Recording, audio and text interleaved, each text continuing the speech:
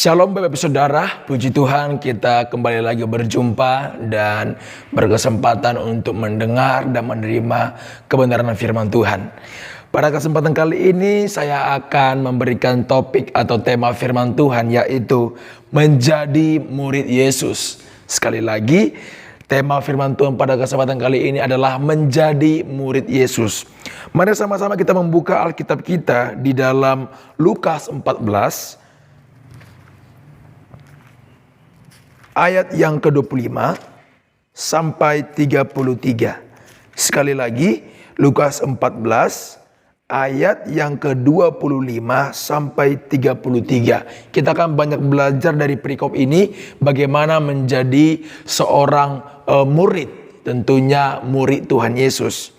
Baik, saya akan bacakan beberapa ayat saja ya supaya tidak memakan banyak waktu. Segala sesuatu harus dilepaskan untuk mengikut Yesus. Pada suatu kali banyak orang berduyun-duyun mengikuti Yesus dalam perjalanannya. Sambil berpaling ia berkata kepada mereka, "Jikalau seorang datang kepadaku dan ia tidak membenci bapaknya, ibunya, istrinya, anak-anaknya, saudara-saudaranya laki-laki atau perempuan, bahkan nyawanya sendiri, ia tidak dapat menjadi muridku. Barang siapa tidak memikul salibnya dia mengikut aku, ia tidak dapat menjadi muridku." Baik, sampai ayat yang ke-27 dulu. Nah, di perikop ini diceritakan bahwa ada banyak orang yang sedang mengikut Tuhan Yesus. Ya, mereka sampai berduyun-duyun dikatakan ya, dan banyak mungkin motivasi mereka, jenis-jenis orang, ya latar belakang berbeda-beda. Dan itu yang membuat Yesus ingin berkata kepada mereka, apa katanya? "Jikalau seorang datang kepadaku, tapi tidak membenci keluarganya." Nah, ini nanti kita akan bahas banyak ya. Nah, saya mau bertanya kepada Bapak Ibu Saudara sekalian. Kira-kira bagaimana menurut Bapak Ibu Saudara menjadi seorang murid? Apakah cukup kita datang ke gereja? Apakah seorang murid Tuhan Yesus itu cukup hanya percaya, cukup hanya mengikuti kegiatan gereja dan sebagainya? Apakah demikian? Dan ternyata masih banyak orang yang berpikiran seperti ini. Ya, banyak orang yang masih berpikiran bahwa ketika dia sudah melakukan ibadah dengan baik, melakukan kegiatan rohani dengan baik, dia mengatakan, "Wah, saya ini murid Yesus." Ketika dia sudah melayani di gereja, wah, saya ini sudah murid Yesus. Apakah benar demikian? Menjadi seorang murid Yesus cukup hanya datang ke gereja, beribadah, melakukan banyak pelayanan, kegiatan-kegiatan rohani? Di sini kita akan belajar sebenarnya apa yang harus kita lakukan. Apa yang sebenarnya yang Tuhan inginkan supaya bisa dikatakan menjadi seorang murid. Nah, tentunya kita sama-sama belajar dari firman Tuhan ini. Amin. Yang pertama, untuk dapat menjadi seorang murid Yesus, saya ambil di ayat yang ke-26. Dikatakan di sana apa? "Jikalau seorang datang kepadaku dan ia tidak membenci bapaknya, ibunya, istrinya, anak-anaknya, saudara-saudaranya, laki-laki atau perempuan, bahkan nyawanya sendiri, ia tidak dapat menjadi murid." Wah, mengapa Yesus berkata kalau menjadi muridnya harus membenci keluarganya? Kalau mau ngikut Yesus harus membenci dulu suaminya, harus membenci dulu istrinya, anaknya, keluarganya, bahkan apa yang terakhir, membenci dirinya sendiri. Apakah benar demikian yang Tuhan Yesus maksudkan? Kalau begitu, untuk menjadi murid Yesus, wah, besok saya akan membenci orang tua saya, membenci saudara saya, membenci teman-teman saya, bahkan membenci diri saya sendiri. Apa maksud atau makna dari ayat tersebut? Ya, kalau kita melihat di terjemahan lain, ya ini luar biasa Alkitab kita ya. Ada banyak terjemahan yang membuat kita semakin memahami ya dengan sederhana. Nah, di dalam versi bahasa Indonesia sederhana, di sana dikatakan, kalau orang datang kepadaku tetapi lebih mengasihi ibunya, bapaknya, istrinya, anak-anaknya, saudara-saudaranya, malah dirinya sendiri, ia tidak dapat menjadi pengikutku. Ya, artinya apa? Orang yang mau menjadi murid Yesus harus benar-benar tidak boleh ada orang yang lebih kita kasihi. Kalau menjadi murid Yesus, katanya di situ nggak boleh lebih dari mencintai. Ya, sekali lagi, kalau orang datang kepada Yesus, kalau orang ingin menjadi murid Yesus, tetapi masih lebih mengasihi yang lain, masih lebih mengasihi keluarga, masih lebih mengasihi orang tua, bahkan masih lebih mengasihi diri kita sendiri, gak akan bisa menjadi murid Yesus. Oleh sebab itu, poin pertama di dalam ayat yang ke-26, untuk menjadi murid Yesus, kita harus memprioritaskan Tuhan Yesus. Kita harus mengutamakan Tuhan Yesus lebih dari apapun. Katakan amin. Kalau tidak berani, katanya nggak bisa mengikut Tuhan Yesus, nggak akan bisa menjadi muridnya. Ini bukan saya mengatakan, tapi Yesus sendiri. Ya. Maksudnya apa? Supaya ketika kita mengikut Dia, ketika kita menjadi murid Yesus, jangan sampai Yesus kita letakkan di posisi terakhir. Jangan sampai kita mengenyampingkan Tuhan Yesus. Jangan sampai kita mengabaikan Tuhan Yesus. Dia ingin supaya dirinya lah yang pertama-tama dikasihi. Dirinya yang lebih utama kita tempatkan. Dia ingin supaya Tuhan Yesus kita tempatkan di posisi yang pertama. Jadi memprioritaskan Tuhan Yesus artinya adalah menempatkan Yesus di posisi pertama dari segala aspek kehidupan kita. Lantas bagaimana dengan keluarga saya? Bagaimana dengan orang tua saya? Bagaimana dengan saudara saya? Bagaimana dengan diri saya sendiri? Ingat, ketika orang sudah mengasihi Tuhan Yesus lebih dari segalanya, ketika orang sudah mengutamakan Tuhan Yesus, tidak akan membenci keluarganya, tidak akan membenci dirinya sendiri. Tetapi berbeda lagi, ya. Justru orang yang mengasihi keluarga, orang yang mengasihi saudara, orang yang mengasihi dirinya sendiri, belum tentu mengasihi Tuhan Yesus. Tapi kalau orang sudah mengasihi Tuhan Yesus, pasti mengasihi keluarga. Berikan kemuliaan bagi Tuhan. Haleluya. Luar biasa. Tuhan bukan ingin supaya kita melukai keluarga kita. Tuhan bukan ingin supaya kita mencelakai keluarga, bukan itu maksudnya. Jadi jangan sampai kita mengartikan ini secara harfiah. Jangan sampai kita pulang ke rumah nanti, wah kita sudah bentak-bentak keluarga, kita sudah marah-marah, kita udah emosi gitu ya. Gak begitu. Tapi dia ingin secara tidak langsung mengatakan bahwa kalau mau ikut aku, utamakan dulu aku. Prioritaskan Tuhan Yesus lebih dari yang lain. Urusan keluarga gampang. Gak harus kita bilang aku mengasihi keluarga, itu sudah pasti. Mana ada orang yang membenci orang tua. Mana ada orang yang membenci suami, istri, anaknya.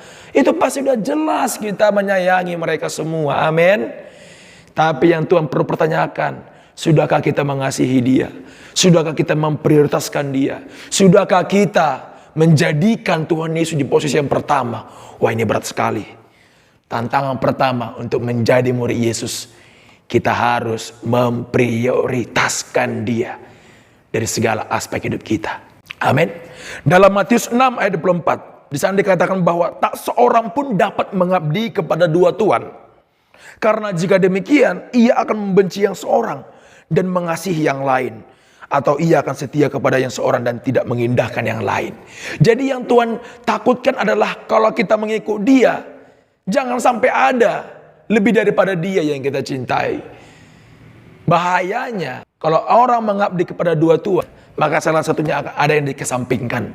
Gak bisa menjadi fokus. Tentukan satu prioritas kita. Tentukan satu yang menjadi utama dalam hidup kita, yaitu Yesus Kristus. Bagaimana dengan keluarga? Ingat, kalau sudah mengasihi Tuhan Yesus, pasti kita mengasihi keluarga kita. Gak ada ceritanya. Cinta Tuhan Yesus tapi marah-marah di rumah. Cinta Tuhan Yesus tapi ya, emosi-emosi di rumah. Cinta Tuhan Yesus tapi melukai sesama. Itu bisa dipertanyakan. Ya. Jadi mari kita tentukan siapa Tuhan kita. Ya, Tuhan Yesus atau diri kita sendiri atau orang lain. Salah satu harus kita pilih. Kalau tidak, ya maka kita nggak bisa mengabdi kepada satu Tuhan. Maka kita nggak bisa mengutamakan Tuhan Yesus. Ya, jadi secara tidak langsung Tuhan ingin berbicara kepada kita. Kalau kita mau mengikut Dia, kalau kita menjadi muridnya, utamakan Dia terlebih dahulu. Yang lain itu pasti akan mengikut sendiri. Utamakan Dia terlebih dahulu. Kita pasti akan mengasihi yang lain juga. Amin. Haleluya. Oleh sebab itu, jangan takut kalau kita memprioritaskan Yesus. Jangan takut kalau kita mengutamakan Tuhan Yesus. Aduh saya takut nanti saya dibenci keluarga. Aduh saya takut nanti saya begini. Oh saya takut nanti saya begini dan sebagainya. Tidak. Orang yang mencintai Tuhan Yesus dengan benar, perbuatannya juga pasti benar. Orang yang mencintai Yesus dengan benar, itu pasti jalan-jalan hidupnya aman bersama dengan Tuhan. Jangan pernah takut. Ya, karena Yesus pasti akan menolong kita. Karena Yesus pasti akan memampukan kita. Ya, nggak mungkinlah Tuhan membiarkan kita dengan keluarga kita memiliki masalah. Nggak mungkinlah Tuhan Yesus membiarkan kita dengan keluarga kita itu bentrok. Tuhan Yesus itu menginginkan ada damai sejahtera di antara kita dengan sesama, termasuk keluarga kita. Ya, jadi itu nggak perlu kita pikirkan. Bagaimana ini, bagaimana keluarga saya, nggak perlu. Itu sudah pasti. Ya, Tuhan akan pegang kendali hidup kita kalau kita mau berkomitmen memprioritaskan Dia. Amin. Jadi, Bapak Saudara, itu adalah poin pertama bagaimana menjadi murid, yaitu memprioritaskan Tuhan Yesus. Yang kedua, bagaimana supaya kita menjadi murid Yesus, yaitu memikul salib. Ya, ayat yang ke-27 dikatakan di sana, barang siapa tidak memikul salibnya dan mengikut aku, ia tidak dapat menjadi muridku. Orang yang mau menjadi murid, orang yang mau mengikut Yesus di poin kedua ini adalah harus siap memikul salib. Katakan di rumah, siap memikul salib.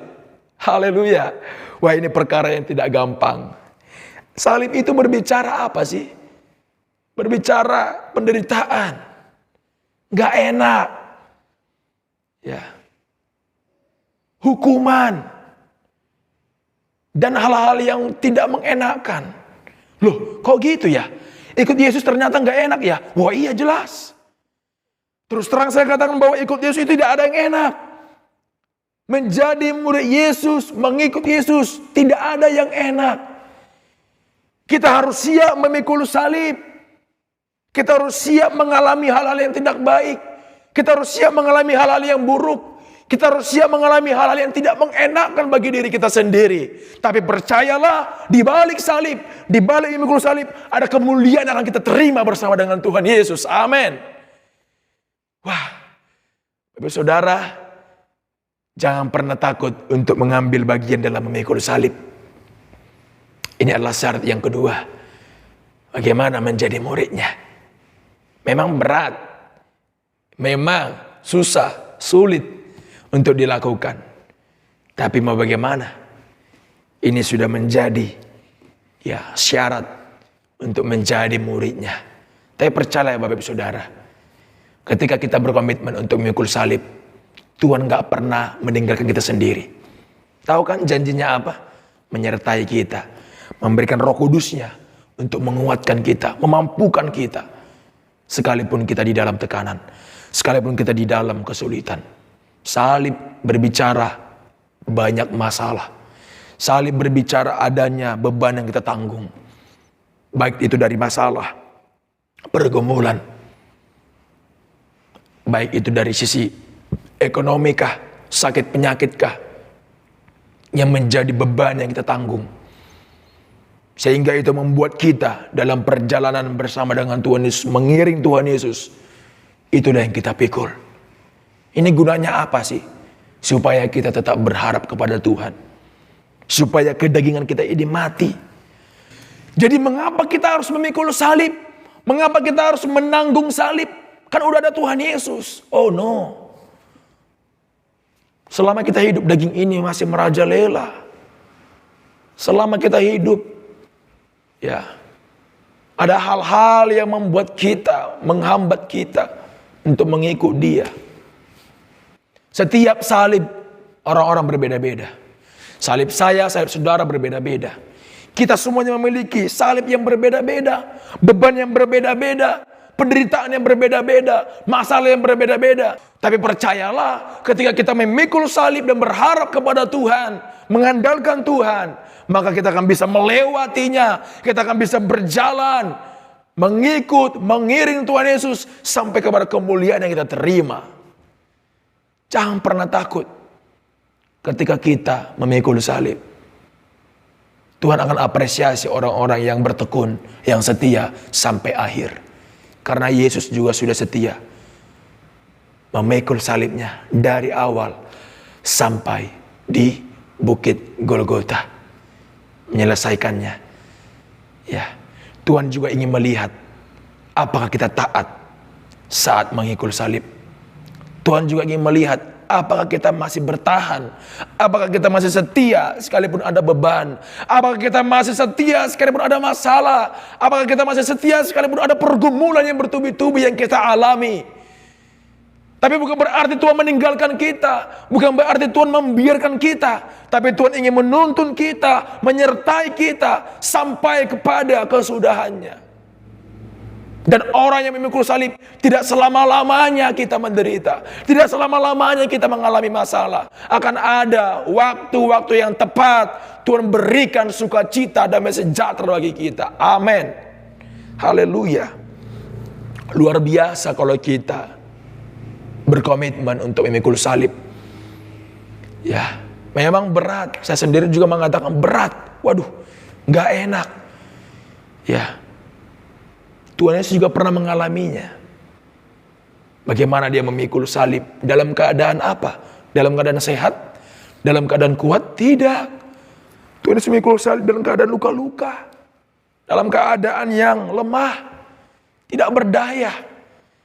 Kepalanya sudah dipasang mahkota yang berduri. Ya. Dipaksa lagi memikul beban. Waduh. Itu pasti nggak gampang Bapak Ibu Saudara. Makanya kita sebagai orang percaya untuk menjadi murid Yesus, kita diizinkan. Tuhan ingin supaya kita melewati proses salib, supaya kita melewati pergumulan, masalah. Agar apa? Tuhan ingin melihat ya kesetiaan kita. Supaya Tuhan ingin melihat apakah kita taat atau tidak. Karena Tuhan ingin melihat apakah kita bisa setia atau tidak. Karena Tuhan ingin melihat apakah kita benar-benar sungguh-sungguh menjadi muridnya atau tidak. Karena ada banyak orang yang mengaku murid Yesus. Saya rajin ke gereja, saya rajin beribadah, saya rajin melayani. Tapi ketika diberikan salib, wah, mundur, menyerah, tidak sanggup. Di situ Tuhan mengetahui bahwa ini tidak layak menjadi murid. Ini tidak layak menjadi pengikut. Makanya firman Tuhan mengatakan bahwa ada orang yang terakhir, ada yang terdahulu. Ada orang yang terkemudian. Makanya dalam Matius 19:30 mengatakan bahwa tetapi banyak orang yang terdahulu akan menjadi yang terakhir, dan yang terakhir akan menjadi yang terdahulu. Belum tentu ketika di awal menjadi murid Yesus, di akhirnya tetap menjadi murid Yesus. Tidak. Ada hal-hal yang harus dilalui.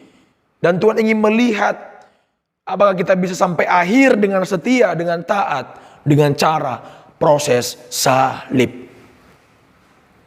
Ya, Matius 19:30 mengatakan, tetapi banyak orang yang terdahulu akan menjadi yang terakhir, dan yang terakhir akan menjadi yang terdahulu. Kuncinya apa? Taat, setia, selama memikul salib. Amin. Jangan takut. Jangan mungkin kita ragu-ragu. Mungkin kita katakan, tidak mungkin. Sulit. Berat. Ya. Tapi percayalah. Kalau kita mengandalkan Tuhan. Kalau kita berharap sama Tuhan. Ada kekuatan yang luar biasa. Ada kekuatan yang ekstra. Ada kekuatan yang tidak pernah kita alami sebelumnya. Ada sukacita. Ada damai sejahtera. Sekalipun di dalam tekanan. Dan sampai di akhirnya kita menerima mahkota kemuliaan. Katakan amin. Haleluya. Poin yang ketiga untuk menjadi murid Yesus adalah melepaskan milik kita. Wah, ini makin lama makin berat tantangannya. Ya, semakin berat Bapak Ibu Saudara. Ayat yang ke-33 kita baca. Demikian pula lah tiap-tiap orang di antara kamu yang tidak melepaskan dirinya dari segala miliknya tidak dapat menjadi murid. Poin ketiga ini, apakah kita siap melepaskan segala milik kita untuk menjadi murid Yesus? Ini kita jawab di rumah masing-masing. Haleluya. Jadi Bapak Ibu Saudara, Yesus mau supaya kita semuanya, ya, orang yang mungkin dipandang hebat di mata dunia, kaya di mata dunia, dan sebaliknya, apakah siap melepaskan segala milik? Yesus mau supaya semua orang, ya, baik kaya, baik miskin, harus siap melepaskan segala milik. Orang kaya harus siap melepaskan segala miliknya. Orang miskin harus siap melepaskan segala miliknya. Wah, apa yang dimilikinya kan gak ada, dia miskin. Segala egonya,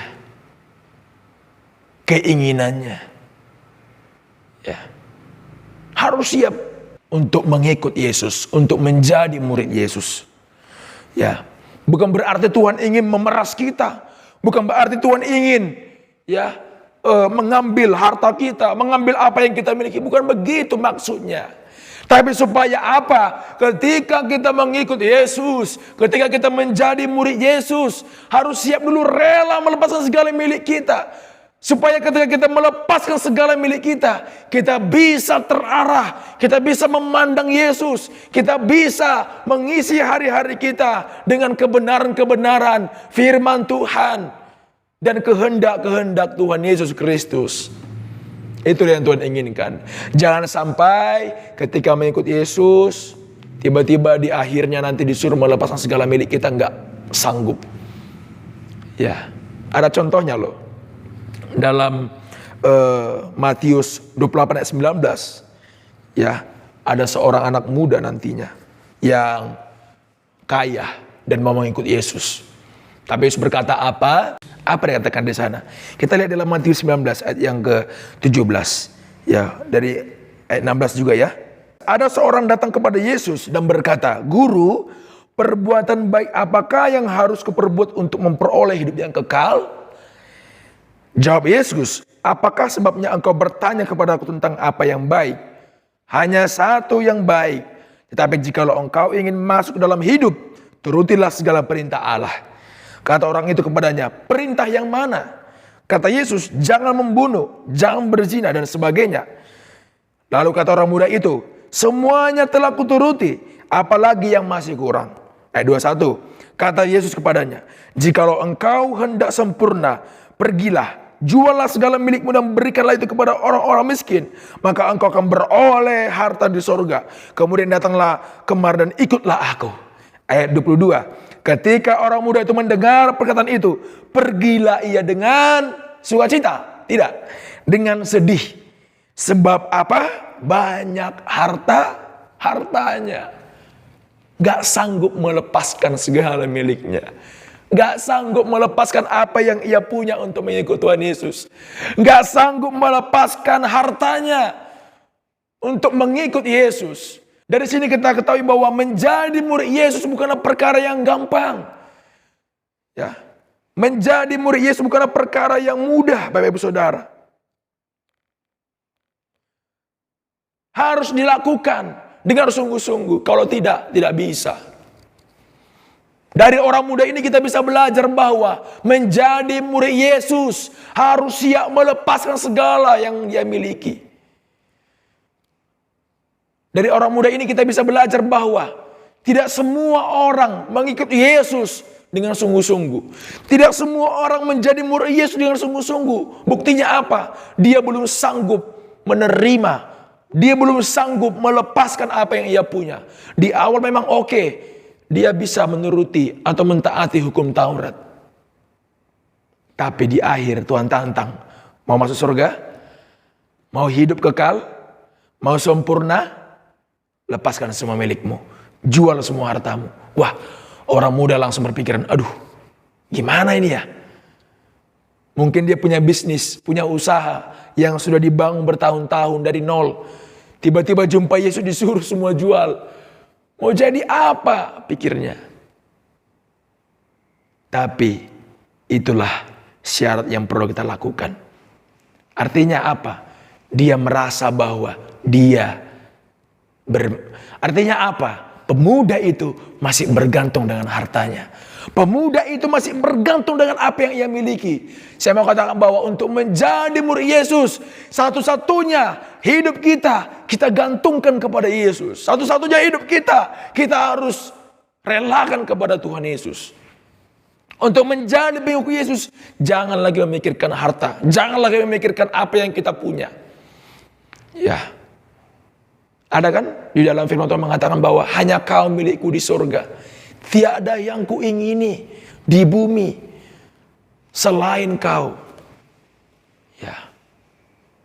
Orang yang mau menjadi murid Yesus. Orang yang mau mengikuti Yesus. Gak ada lagi yang diingininya di bumi. Gak ada lagi yang diinginkannya di bumi ini.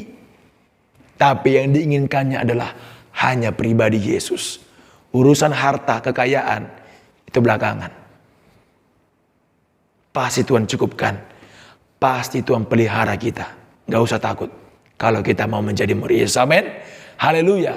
Gak akan mungkin Tuhan biarkan kita mati kelaparan.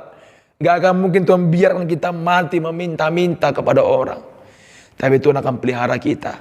Bagi kita yang mau sungguh-sungguh mengikut Dia. Haleluya. Oleh sebab itu, di Matius 14 ayat yang ke-28 sampai 19, Tuhan ingin supaya kita nggak sekedar mengikut Dia tanpa pemikiran yang panjang. Untuk menjadi murid Yesus perlu banyak pertimbangan. Kita harus memikirkan bagaimana ke depannya. Ya, tidak hanya sekedar ikut-ikutan. Makanya tadi ketika banyak orang yang berbondong-bondong, ya, berduyun-duyun mengikut Yesus, Tuhan berbalik dan bertanya kepada mereka, kalau mengikut aku harus membenci keluarganya, memikul salib, melepaskan segala milik. Bahkan dia memberikan perumpamaan bahwa ada orang yang membangun menara. Apakah mungkin dia tidak menghitung dulu anggarannya? Pasti dia menghitung. Apakah cukup dananya untuk membangun menara? Seperti menara.